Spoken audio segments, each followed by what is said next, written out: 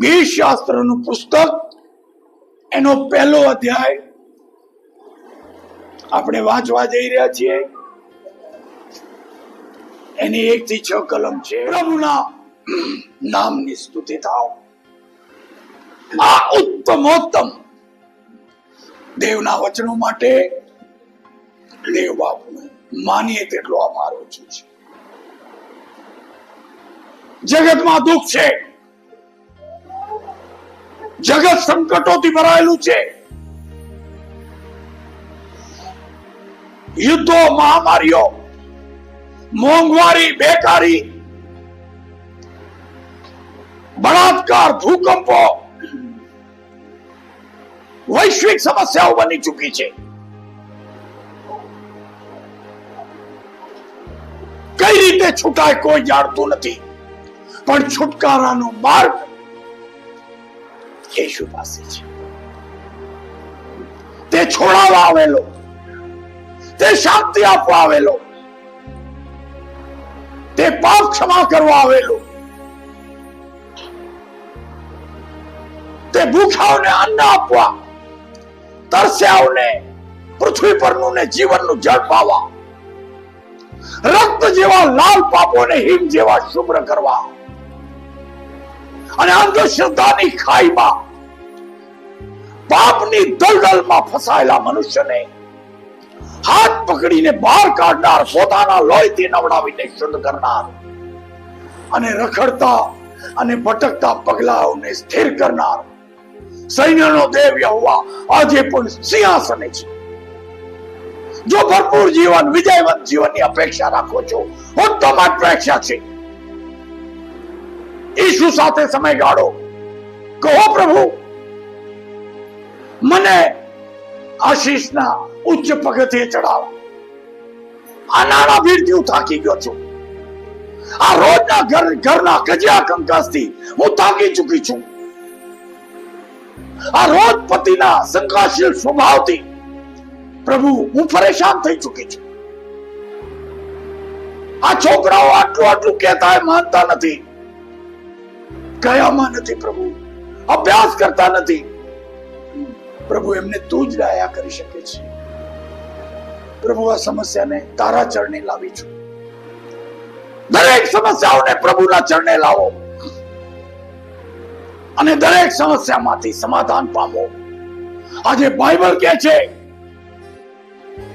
કે જે માણસ દુષ્ટોની સલાહ પ્રમાણે ચાલતો નથી, પાપીઓના માર્ગમાં ઉભો રહેતો નથી અને નિંદાખોરોની સાથે બેસતો નથી, તેને ધન્ય છે.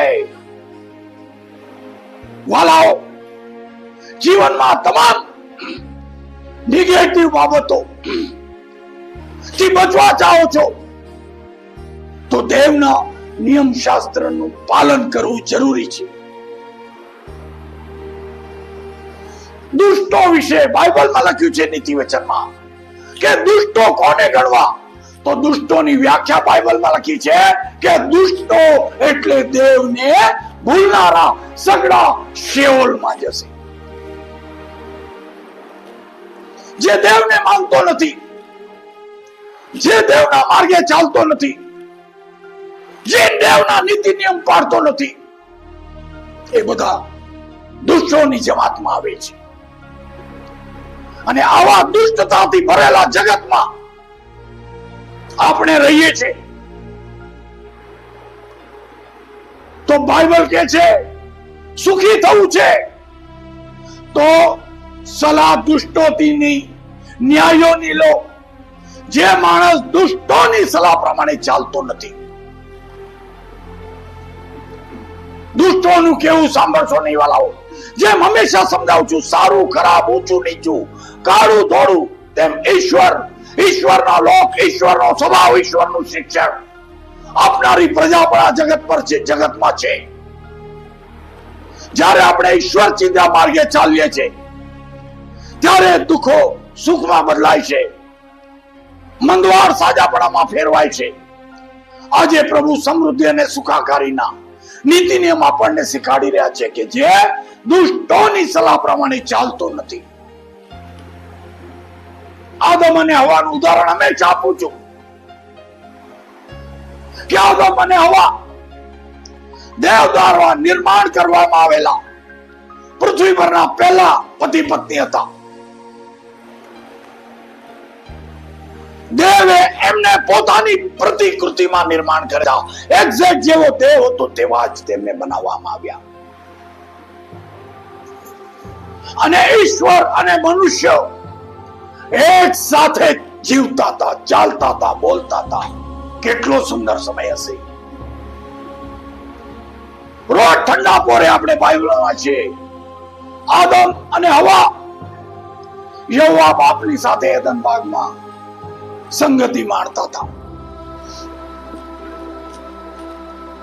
પણ આ દેવ અને મનુષ્યની સંગતિને તોડવા માટે આપણે બાઇબલમાં જોઈએ છે કે શેતાન આવ્યો અને શેતાને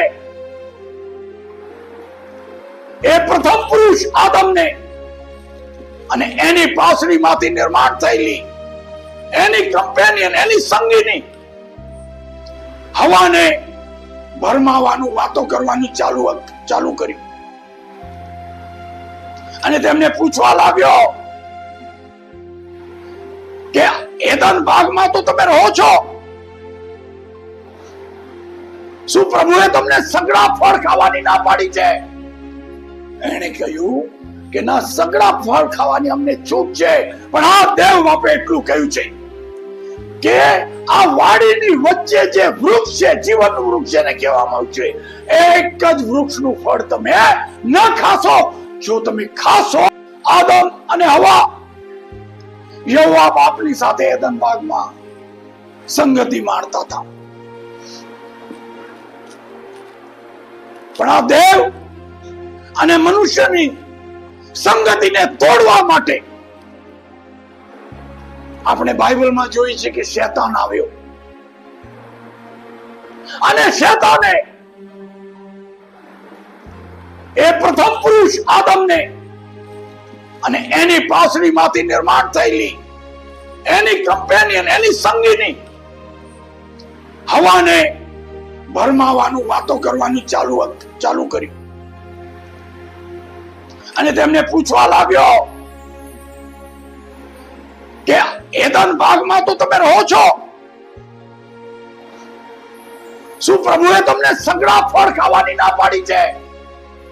એને કહ્યું કે ના, સગળા ફળ ખાવાની અમને છૂટ છે, પણ આ દેવ બાપે એટલું કહ્યું છે કે આ વાડીની વચ્ચે જે વૃક્ષ છે, જીવનનું વૃક્ષ જેને કહેવામાં આવે છે, એક જ વૃક્ષનું ફળ તમે ન ખાશો. જો તમે ખાશો તો તમે મરશો જ મરશો.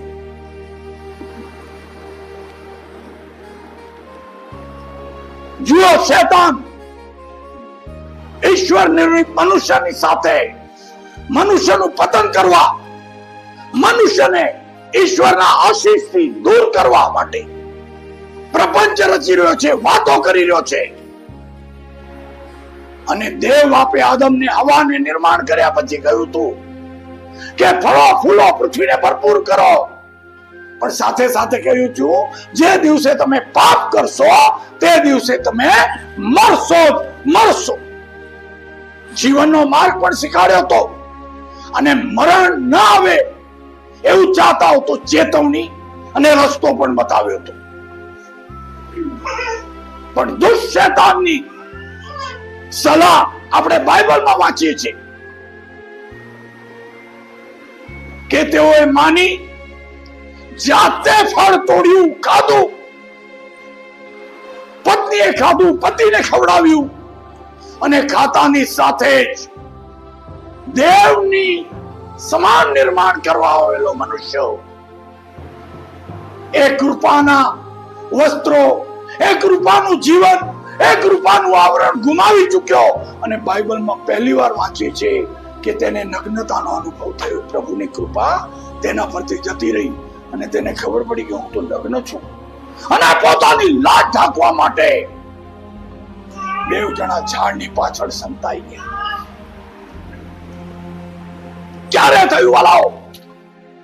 જ્યારે તેઓએ દુષ્ટ શેતાનની સલાહ માની એ શેતાન આજે મહેમાનોના સ્વરૂપે રવિવારે લોકોના ઘરે પહોંચી જાય છે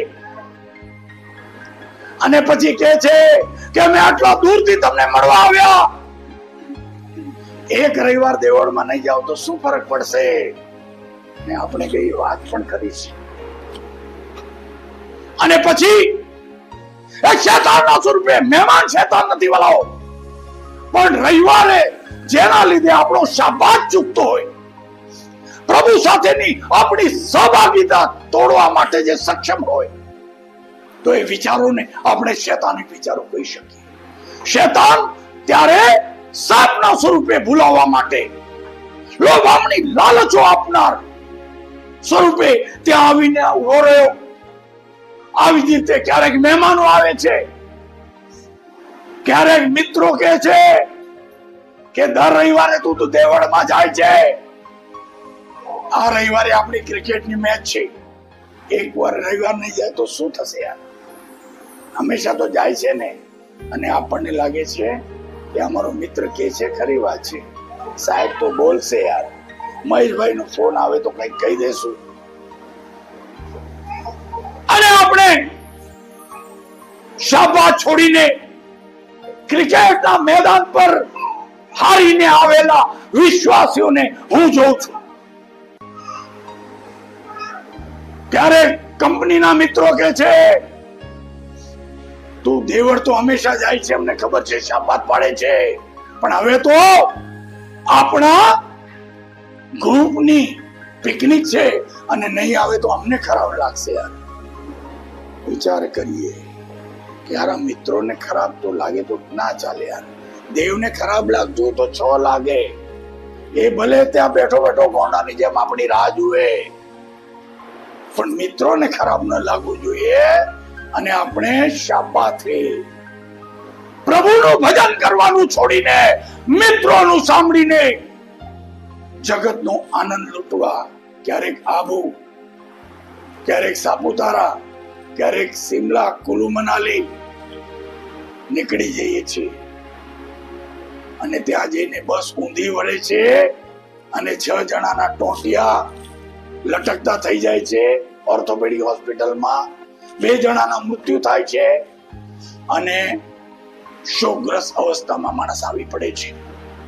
બાઇબલ કહે છે જે દુષ્ટોની સલાહ પ્રમાણે ચાલતો નથી, દુષ્ટોની સલાહ ના માનસો વાલાઓ, સગા હોય, મિત્ર હોય, કંપનીના હોય, એમને કહી દો 6 દિવસ હું 10 દિવસ હું તમારી સાથે છું.